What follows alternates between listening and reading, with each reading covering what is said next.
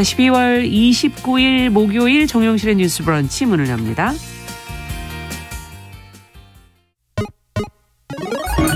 Ladies and gentlemen. 새로운 시각으로 세상을 봅니다.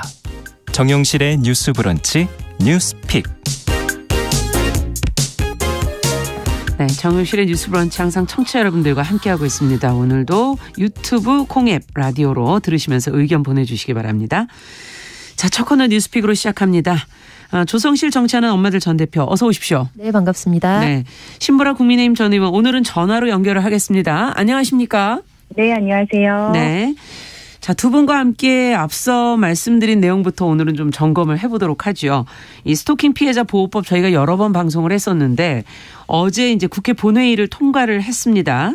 어떤 내용으로 통과가 된 것인지 신보라 의원께서 먼저 좀 정리를 해 주시겠어요?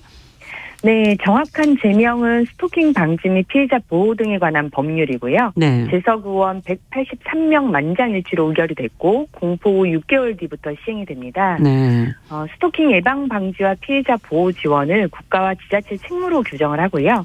여성가족부는 3년마다 이 정책 수립을 위한 스토킹 실태 조사를 실시하고 국가, 지자체, 각급 학교 그리고 공직 유관단체 스토킹 예방 교육도 의무화가 됩니다.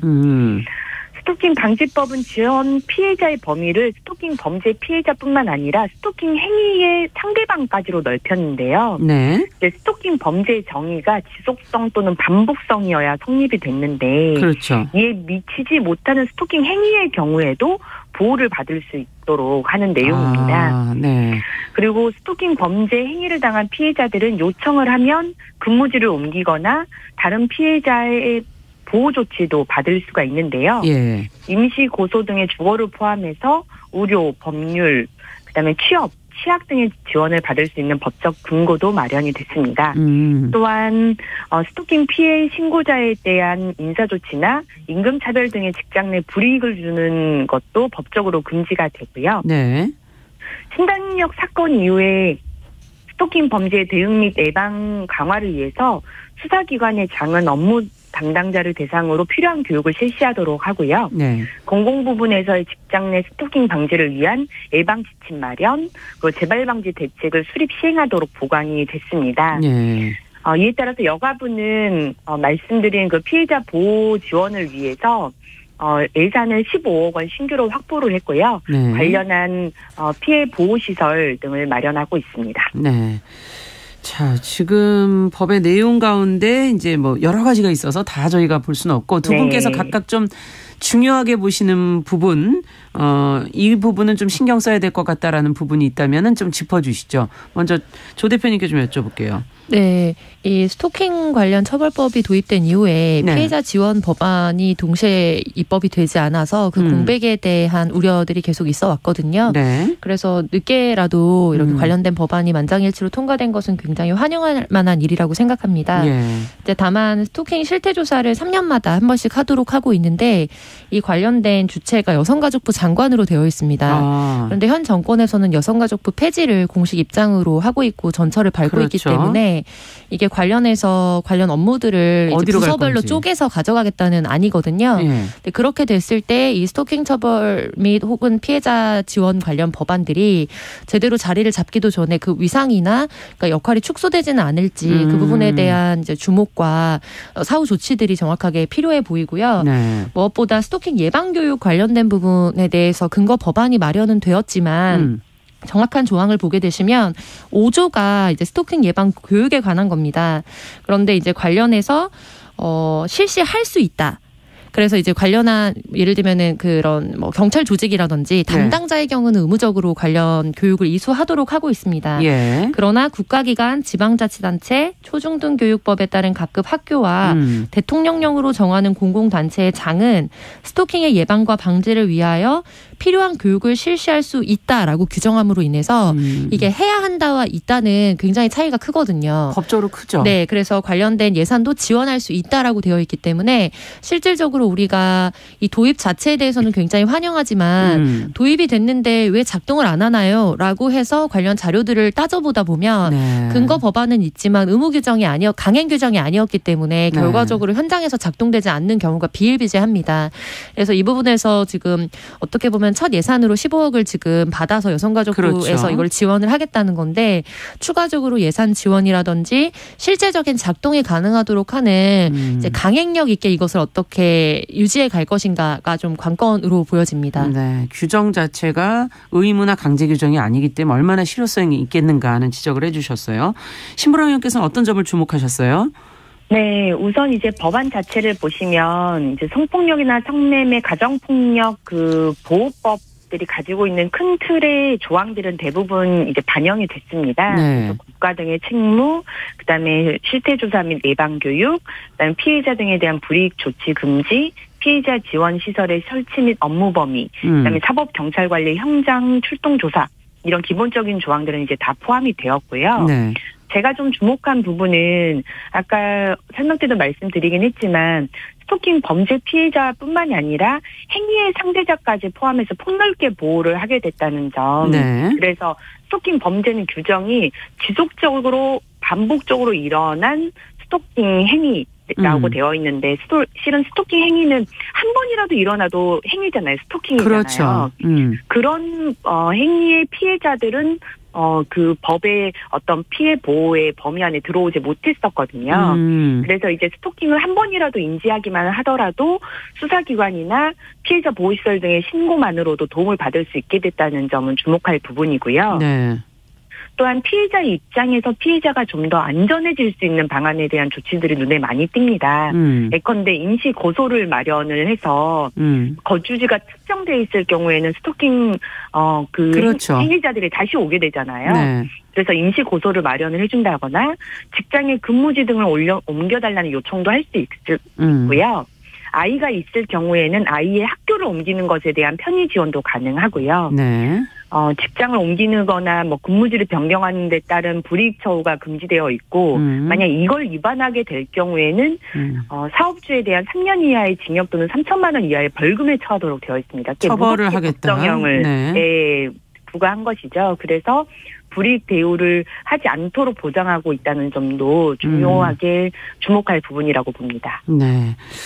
그러나 또 한편으로는 과연 이 직장에서 이것을 어떻게 처리할 것인가, 그리고 또 본인 스스로도 그런 불이익을 어떻게 감내할 것인가 하는 부분들이 조금은 현실적으로 들여다보게 되는 부분이라서 법안에서 지금 좀 아쉬운 부분들, 조금 더 보완했으면 좋겠는 부분들도 조금 더 구체적으로 설명을 해 주시죠. 두 분께서 어떤 부분이 있습니까?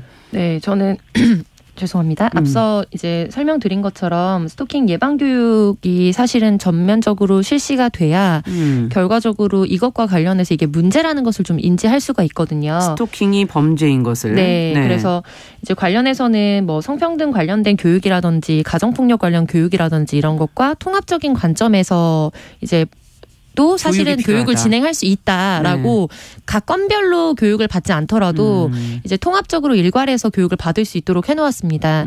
그렇기 때문에 각 지방자치단체나 혹은 공공기관 자체에서 우선은 지금 한번 법안이 통과됐기 때문에 개정안이 나오려면 또 시간이 많이 필요하거든요. 그렇죠. 그래서 그 사이에 이제 의무적으로 어떻게 보면 선제적으로 이런 부분에 대해서 교육을 도입하는 것도 굉장히 필요해 보이고요. 네. 이제 차후에는 교육 이수가 좀 의무적으로 이루어질 수 있도록 해야 사람들의 의식이 바뀌고 의식이 바뀌었을 때 현장에서 신고 조치를 하거나 이랬을 때 피해자가 입게 되는 2차 피해나 이런 것들이 최소화될 수 있거든요.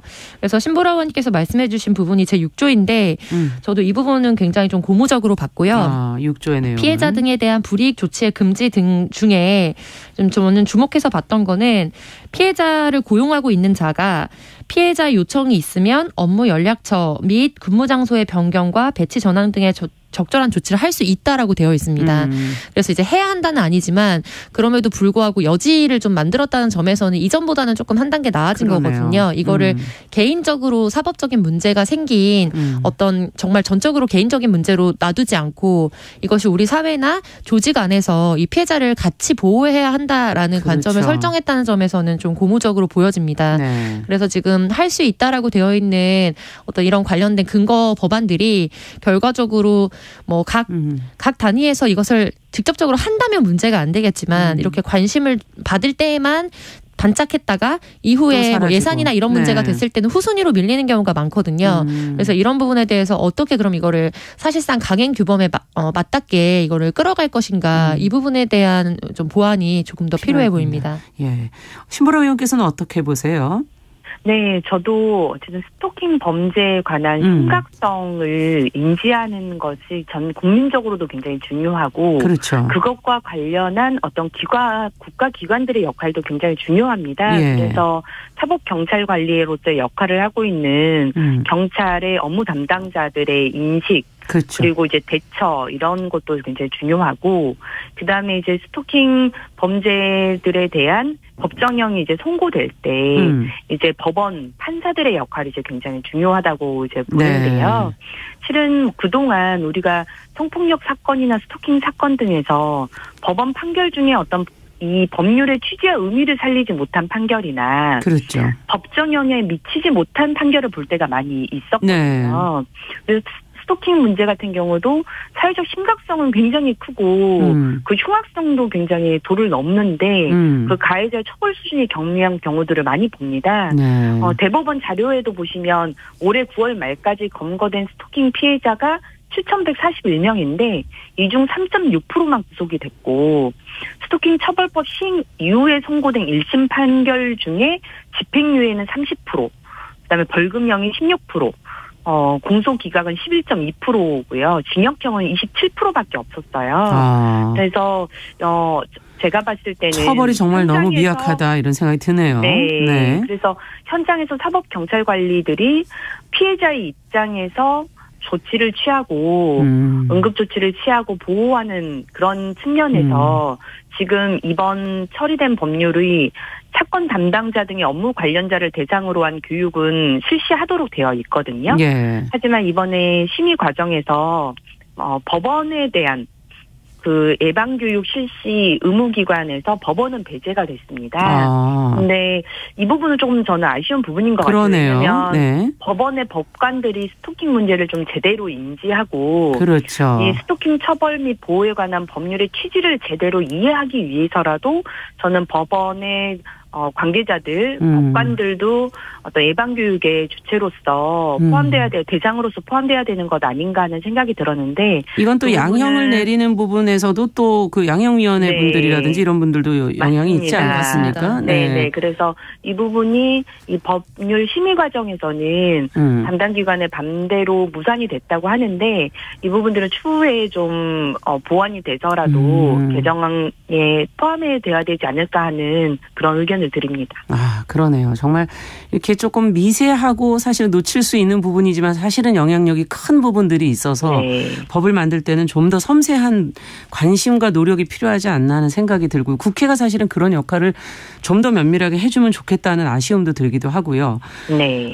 범죄 사례가 하도 많다 보니까 저희가 이제 많이 보도를 해드리게 되는데, 예방과 보호를 위한 법이 마련됐다고 또 해결되는 것도 아니고 현장에서 이제 어떻게 하느냐가 이제 또 남아있는 이 법을 잘 적용할 수 있는 숙제가 아닐까 하는 생각이 드는데, 어떻게 하면 더 잘 이행하게 될 수 있을지 두 분께서 조금 더 이 부분을 생각해 주신다면 어떤 조언을 더해 주시겠어요? 네, 저는 우선 이제 국가기관, 지방자치단체, 학교를 포함해서 모든 공공기관 내 예방 지침을 마련하도록 한 게 법안에 이제 포함이 되어 있거든요. 네. 근데 이것도 앞서 말씀드린 강행 규정과 같은 메커니즘입니다. 그러니까 지침을 마련하면 현장 관계자의 업무는 법안이 도입됐을 때 막 늘어나거든요. 네, 지침을 마련해야 되니까.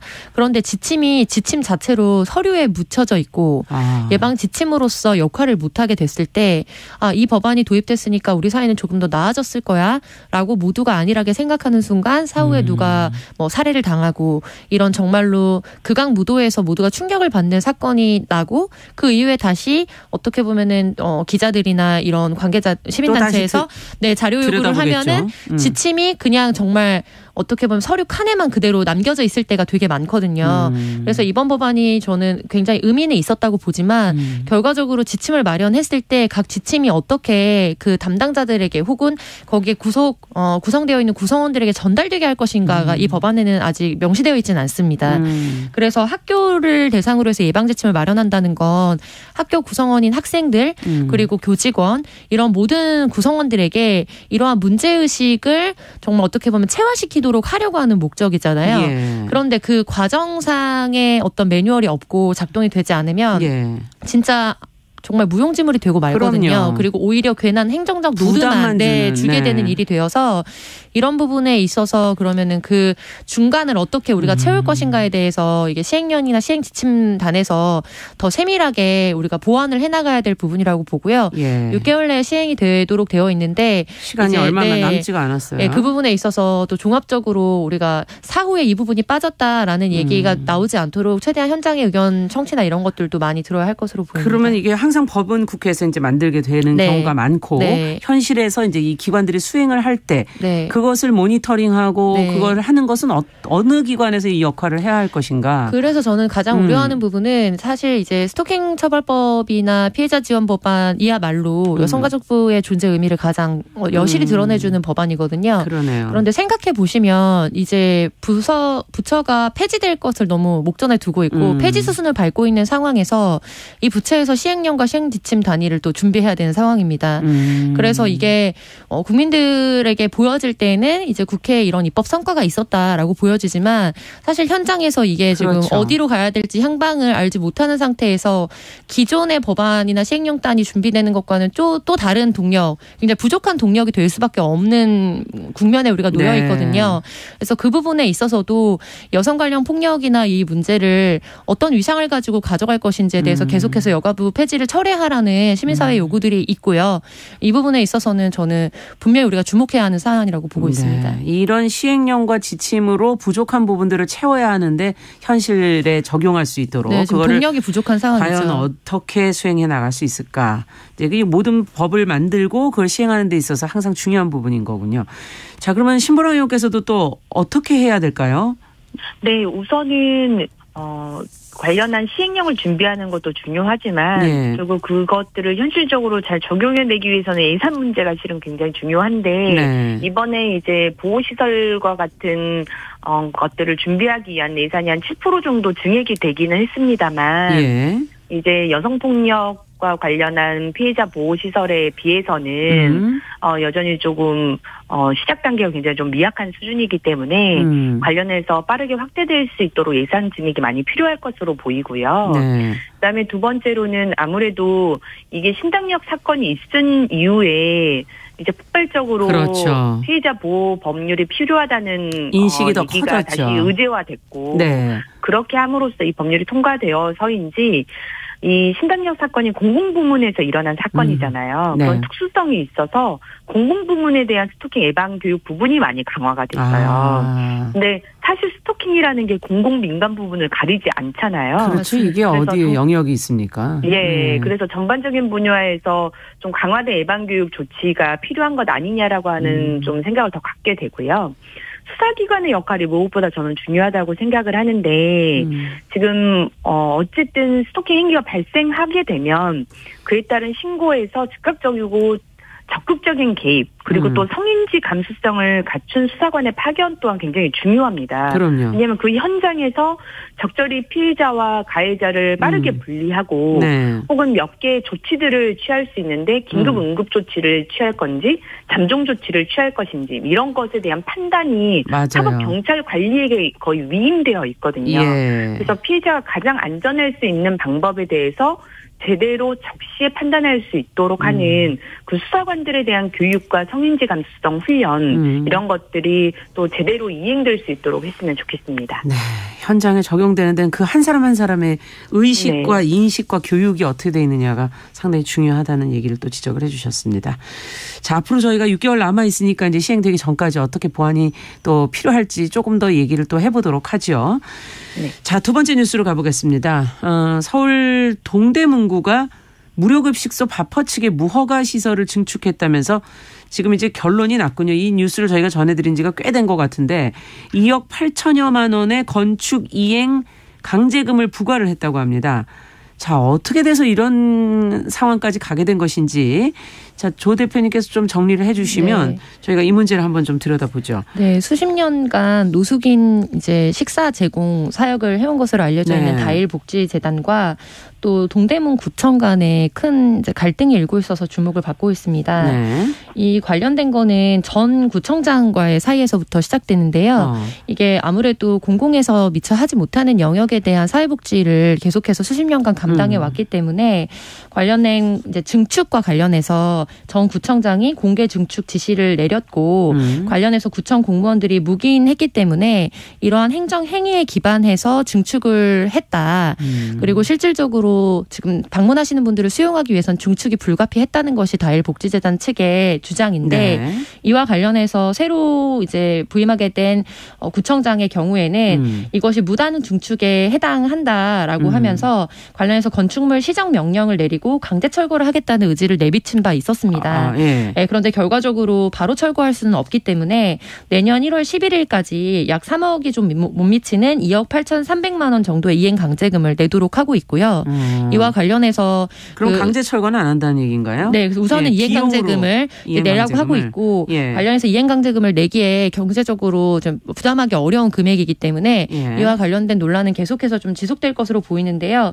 관련해서 이제 이 수면 아래에는 사실 대규모의 아파트 단지가 또 들어설 예정이기 때문에 근처에 네, 이와 관련된 민원들이 뭐 1,000여 건 이상 접수되었다는 것으로 보도가 또 되고 있고 관련해서 또 복지재단 측에서는 그렇다면은 우리가 이런 문제들을 당장 이 지역에서 없앤다고 해서 노숙인의 문제나 우리 사회의 어두우면 사라지지 않는다. 그리고 이와 관련해 계속 시와 구와 또 협력해서 해왔던 사역이기 때문에 이 부분에 대해서 건설적인 좀 대화와 전향적 조치가 필요하다라고 주장하고 있는 상황입니다. 아, 그렇군요. 바퍼 무료 급식 시설은 아마 많은 분들이 오랜 세월 해왔기 때문에 좀 알고 계시는 분들이 많으실 것 같고 존재의 의미를 아마 다들 알고 계실 것 같은데 그동안에는 사실 뭐 불법성 여부를 떠나서 서울시하고 구청이 이제 용인하는 태도를 취해 오다가 이제 그 최근 1년 사이에 이제 인근 지역 주민과 또 준공을 지금 앞둔 그 근처 아파트 주민들이 이전 요구를 한 것이 이제 누적이 돼서 구청에서는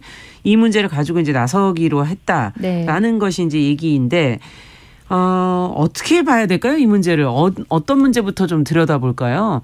먼저 신보라 의원께 좀 여쭤볼까요? 저는 우선 안타까운 모습이다라는 생각이 우선 드는데요. 그러니까 실은 이 바퍼 나눔 운동의 이게 역사가 34년이라고 해요. 맞아요. 그래서 갑자기 생겨난 것도 아니고 그냥 한 공간에 갑자기 그렇죠. 바퍼 활동이 생겨난 것도 아니고 오랫동안 실은 한 곳에서 똑같은 시간에 이루어지는 활동인데 사실 이렇게 갈등이 불거진 건 인근에 이제 초고층 아파트들이 들어서고 한 것에 대한 민원 제기들이 짙어지면서 이런 갈등이 벌어진 거다. 그래서 그 오랜 시설이 갑자기 혐오 시설로 둔갑하는 것은 저는 아니라고 생각을 하고요. 지금 이제 주변에서의 문제 제기는 이 재단의 지금 건물이 불법 증축을 하고 있다. 라고 하면서 문제 제기를 하는 거지만 사실 불법 증축을 했으니 그걸 철거하면 이 문제가 해결되는 게 아니라 본질적인 것은 그냥 이전을 하라는 요구예요. 그러네요.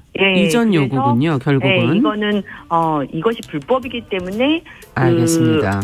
가건물을 철거만 하면 문제가 해결되는 성격이 아니고 사실은 빠르게 이전을 하기 위해서 문제제기를 하는 거다. 잠시 후에 저희가 조금 더 얘기를 들을게요. 11시 30분부터는 해당 지역 방송 보내드립니다. 뉴스픽 이어갑니다.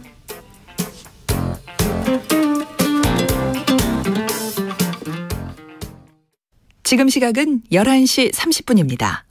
KBS 여러분은 지금 KBS 1라디오 정용실의 뉴스 브런치와 함께하고 계십니다.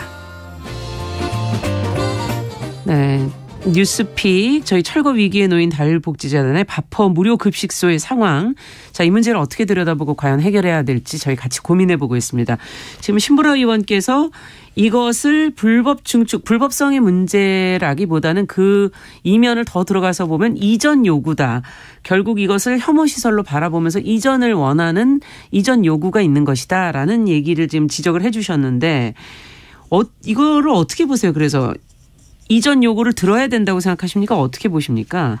아니요, 저는 예. 왜냐하면 제가 이 역사가 오래됐다는 말씀을 드리는 이유는 그 전에도 그렇죠. 문제가 됐던 것이라면 그 문제를 풀어갈 방법으로 찾았을 텐데 예. 사실 34년간 한 공간에서 진행이 됐고 그리고 지금 있는 각 건물은 서울시 부지로부터 또 받아서 그 가건물을 올린 거예요. 서울시가 부지를 제공한 거군요. 네, 시유지입니다. 네. 네. 그래서 서울시의 부지를 제공을 사실상 받아서 가건물을 올렸고 거기에 이제 다시 중축을 하는 과정에서 지금 문제가 불거진 거라서 서울시와의 협의 문제도 좀 걸려 있습니다. 아. 근데 사실 가건물 자체도 저는 안정성이나 화재 등 위험이라고 하는 측면에서 안정적인 건축물은 아니다. 그러네요. 그래서 본질적으로는 이분들의 선의로 시작한 일들이 제대로 좀 진행이 되기 위해서는 사실 요새 여러 지자체와 시에서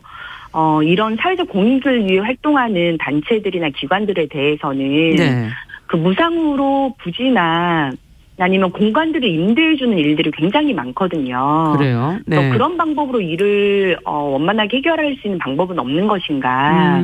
어떤 이런 대안들을 놓고 3자의 협의들을 원만하게 좀 이행을 하는 방법이 좋지 않을까 하는 생각이 들었습니다. 네. 조 대표님께서는 어떻게 보십니까? 네, 앞서 이제 말씀해 주신 것처럼 이게 2002년도에 서울시가 시유지에 가건물을 세워주면서 네. 실내 배식을 시작했고 그 전에 이제 1980년대부터 사실상 이 사역이 계속 지속이 되어 그렇죠. 왔거든요. 네. 그리고 이제 2009년도에 하수관로 공사의 일을 시작하게 된 서울시가 이제 시유지의 기존 건물을 철거하고 다시 새 건물을 지어줬기 때문에 결과적으로 이게 다율복지재단이 갖고 있는 땅 위에서 자체 건물로 진행을 하고 있는 게 아니고 시유지 위에서 이제 시가 세워주기도 하고 그 부분에 또 일부는 복지재단이 증축하기도 한 형태로 구성이 되어 있습니다. 네. 그래서 이 논란이 되었을 때도 동대문구가 복지재단과 시 쪽에 양쪽에 다 요구를 한 거군요. 다 이행강제금을 부과하겠다라고 네. 이야기를 했던 상황이고요. 그러니까 전년도 같은 경우에는 또 오세훈 시장과 이 복지재단 간에 상호 간의 논란이 되면서 그럼 이 부분에 대해서 최대한 불법 증축하는 거는 최소화를 하고 나중에 기부 체납을 하겠다. 그러니까 시에게 다시 환원을 하겠다라는 거죠. 그래서 이렇게 합의를 한 다음에 일단락이 됐었거든요. 네. 그런데 이제 동대문 구와의 문제가 남아있는 상황인 겁니다. 시하고의 문제는 조금 일단락이 됐는데 또 동대문 구하고의 문제가 남아있다. 네, 맞습니다. 그래서 결과적으로 정말 전적으로 동의하는데요. 이거는 어떻게 보면 이게 뭐 편법을 했느냐 불법을 했느냐의 논란보다도 왜냐하면 행정행위는 구청장이 바뀐다고 해서 이전에 했던 구청장의 행위가 행정행위로서 승계가 되지 않는 것은 아니거든요. 그렇죠. 네, 그래서 누가 구청장이 됐느냐는 문제가 되지 않습니다. 네, 앞으로도 이제 과연 그 네. 주민들의 민원이 계속 되느냐 안 된다면. 되느냐 네네. 이거는 뭐 어느 당이랑 상관이 네네. 없겠죠. 그리고 그렇다면은 이전에 그 시나 구 단위에서 했던 행정행위를 믿고 진행했던 것에 대해서 사후에 행정행위가 아니었고 그것은 사실상 개별적인 거였다라고 이제 뭐 말을 해버린다면 네. 결과적으로 어떤 것도 지속적으로 사업을 해나갈 수 없죠. 그렇죠. 사업이든 공공 영역이든 같습니다. 뭐, 예. 그래서 이 부분에 있어서 본질적인 논란 자체가 이것을 어떻게 보면 이전을 하고 이 부분이 지역에 이제 혐오적인 시설로 낙인이 되느냐의 문제와 맞붙어 있다는 것에 저는 전적으로 공감을 하고요. 그래서 관련해서는 지금 1월 10일 이후까지 구청장이 대화에 응하지 않는다면 복지재단 측에서는 형사상 고소를 또 하겠다라고 나서고 있는 상황이거든요. 서로 이제 고소로 가게 되는 거군요. 네.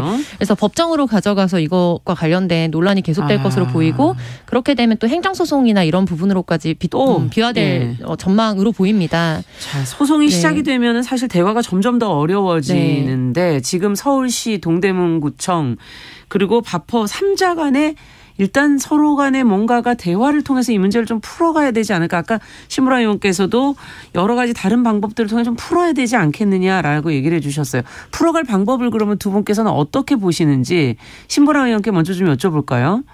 네, 우선 언론 보도만 보고서는 네. 중축을 중지하라고 하는 어떤 결정이나 철거 외에 예. 다른 어떤 대안이나 옵션을 제시한 부분들이 있는지 또 그에 대해서는 재단이 어떤 입장을 보였는지에 대해서는 좀 확인이 되지 않는 부분이 있습니다.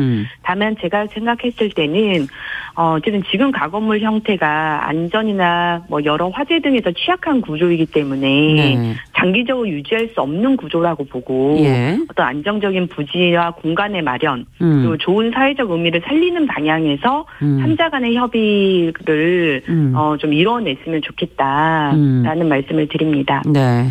어떻게 보세요, 조 대표님께서? 저는 역사적 유산으로 볼 수 있다고 생각하거든요. 왜냐하면 이게 뭐 몇 년 진행된 것도 아니고 수십 년에 걸친 거기 때문에 그렇죠. 그래서 동대문구 지역분들과 이 지역에 어떻게 상생할 수 있을 것인가에 대해서 이것을 거점으로서 어떻게 그렇다면 같이 이것을 살려나갈 것인가에 대한 생산적인 대화가 필요한데 그러기 위해서는 구청장이 가운데서 그 역할을 해나갈 필요가 있다고 봅니다. 일방적으로 민원이 지금 1,300건 이상 접수됐기 때문에 원론적으로 할 수밖에 없다라고 이야기하기에는 또 어떤 면에서 그것은 굉장히 정치적 행위로서만 부각되거든요. 그래서 이것을 중재하면서 그렇다면 이게 상생하는 동대문구의 이미지를 가져가면서 결과적으로 서로 문제적인 부분은 최소화할 수 있는 여지에 대화의 장을 마련해야 되는데 지금은 대화의 장이 열리지 않아서 형사고소를 하겠다라고까지 치닫고 있기 때문에 우선은 대화가 시작되지 않나. 대화가 먼저 시작이 돼야 된다. 과연 이런 노숙인의 식사라든지 이런 문제는 누가 해야 할 일인가 하는 생각도 한번 해보게 돼서 한번 근본적인 고민부터 좀 필요한 때가 아닌가 싶습니다. 1732번님께서 20년 전에 신혼여행 다녀오자마자 바퍼에 쌀 한 가마니 사드렸던 기억이 난다고 하시면서 고향 청량리에 필요한 장소가 아닐까 이런 의견을 주시기도 했네요. 자, 오늘 두 분 말씀은 여기까지 듣겠습니다. 뉴스픽 신보라 국민의힘 전 의원 조성실 정치하는 엄마들 전 대표 두 분과 함께했습니다. 말씀 잘 들었습니다. 감사합니다. 감사합니다. 남성의 입장에서 여성의 입장을 이해하는 그래서 사실 이